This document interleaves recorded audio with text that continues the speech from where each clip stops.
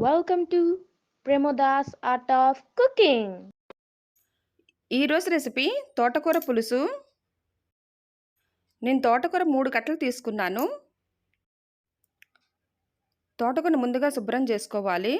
తోటకూర కట్టల్ని కట్ చేసి ఎండ్స్‌ని చివర్లని కొసల్ని ఈ విధంగా కట్ చేయాలి. వేళ్ళ దగ్గర కట్ చేసిన తర్వాత ఆకుకూరను ఒక బౌల్లోకి తీసుకొని నిండా మునిగే వరకు నీళ్లు పోసి శుభ్రంగా కడగాలి. 5 సార్లు కడగాలి. కడిగేటప్పుడు నీళ్లు కలర్ వేరేగా ఉంటుంది. నీళ్లు తెల్లగా వచ్చే వరకు కడగాలి. చూసారా ఎలా మురికిగా ఉన్నాయో? ఆ మురికి పోయేంత వరకు కడగాలి. 5 సార్లు కడిగితే తెల్లగా వచ్చేస్తాయి నీళ్లు. బాగా ఎసుకుంటుంది. అందుకని అన్ని సార్లు కడగాలి. కడిగేటప్పుడు నిండా నీళ్లు పోసి కడగాలి. ఆకుకూర ఎంత తీసుకుంటే అంత ఆకుకూర మునిగే వరకు పోసి నీళ్లు ఈ విధంగా కడగాలి.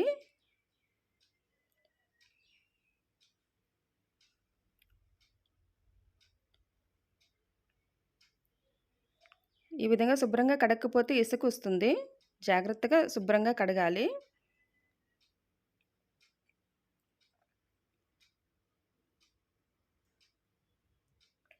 చూసారా తెల్లగా వచ్చినాయి కదా నీళ్లు.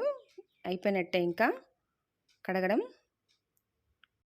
ఏ ఆకుకూరలో అయినా సరే ఈ విధంగానే శుభ్రం చేయాలి. శుభ్రం చేసిన తర్వాత ఒక బౌల్తో నీళ్ళు తీసుకొని ఆ బౌల్లో కొంచెం పసుపు కొంచెం సాల్ట్ వేసి అంతా కలిసేలాగా కలిపి నీళ్లు దానిలో ఆ ఆకుకూరలను వేయాలి. మనకున్న టైంని బట్టి ఈ నెలలో ఉంచాలి. వెంటనే చేసేసుకోవాలి కూర టైం లేదనేసి అంటే వెంటనే ఇంతకుముందు కడిగినట్టుగా కడిగేసి వెంటనే కట్ చేసేసుకోవచ్చు చిన్న చిన్న ముక్కలుగా. టైం ఉందంటే పావుగంట అరగంట ఉంచొచ్చు. మరి ఎక్కువసేపు ఉంచకూడదు. ఆకుకూరలు కదా పాడైపోతాయి. ఈ విధంగా చిన్న చిన్నగా కట్ చేసుకున్న తర్వాత స్టవ్ మీద ప్యాన్ పెట్టి ప్యాన్లో 2 స్పూన్స్ ఆయిల్ వేయాలి.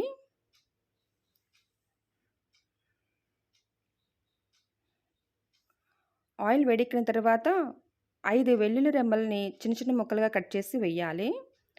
ఎండుమిరపకాయలు 2 వేయాలి. 1 స్పూన్ ఆవాలు వేయాలి. పావు స్పూన్ జీలకర్ర వేయాలి. కొంచెం మెంతులు వేయాలి. హాఫ్ స్పూన్ మినపప్పు వేయాలి. ఇవన్నీ వేసిన తర్వాత కలర్ మారేంత వరకు వేగనివ్వాలి.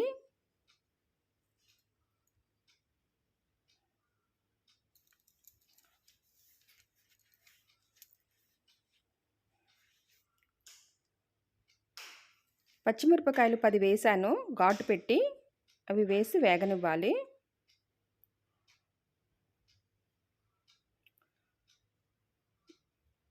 తోటకూర పులుసులోకి పచ్చిమిరపకాయలు మంచి టేస్ట్ వస్తాయి. అందుకని ఇన్ని వేసాను. చాలా బాగుంటుంది. ఉల్లిపాయ 1 వేయాలి కట్ చేసి. కావాలంటే ఎక్కువ వేసుకోవచ్చు. నేను ఒకటే వేసాను.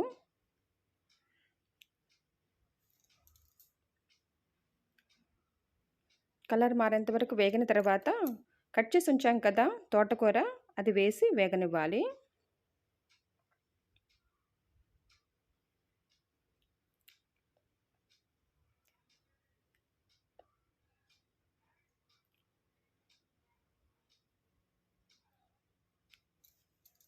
ఉప్పు కొంచెం వేయాలి. 1 స్పూన్ వేసాను. కల్లుప్పు వేసాను నేను.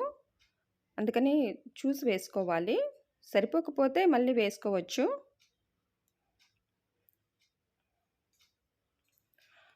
కొంచెం పసుపు వేయాలి.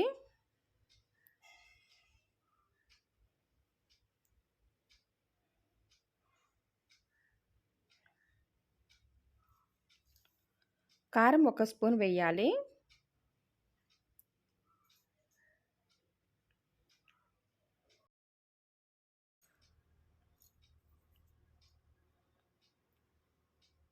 తోటకూర వేగిన తర్వాత కొంచెం స్మాష్ చేయాలి లైట్గా. మరీ ఎక్కువ స్మాష్ చేయకూడదు. నోటికి తగిలితే బాగుంటుంది ఆకుకూర.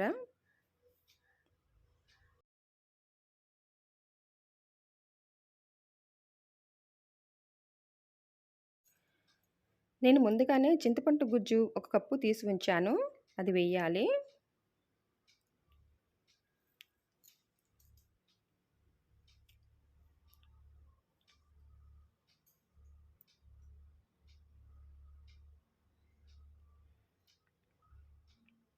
చిక్కగా తీయాలి చింతపండు గుజ్జు. అప్పుడే బావుంటుంది.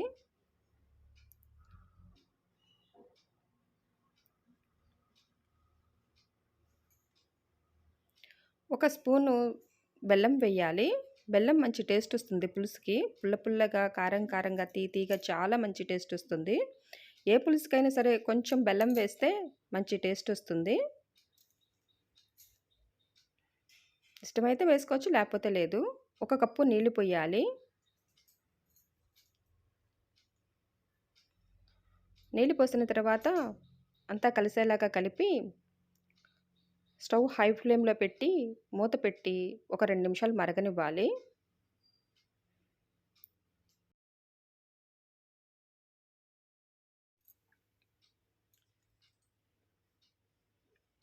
2 నిమిషాల తర్వాత మూత తీయాలి.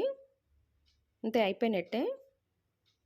ఒకసారి కలిపి స్టవ్ ఆఫ్ చేసి దించేయాలి. చూసారా? తొందరగా అయిపోయింది కదా! చాలా టేస్టీగా కూడా ఉంటుందండి. బావుంది కదా! తోటకూర పులుసు. ఇంతేనండి.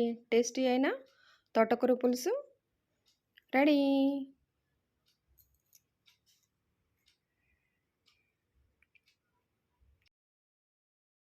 నా ఛానల్ని సపోర్ట్ చేయడానికి లైక్ చేయండి, షేర్ చేయండి, సబ్స్క్రైబ్ చేయండి, బెల్ ఐకాన్ ప్రెస్ చేయడం మర్చిపోకండి. Thanks for watching my video.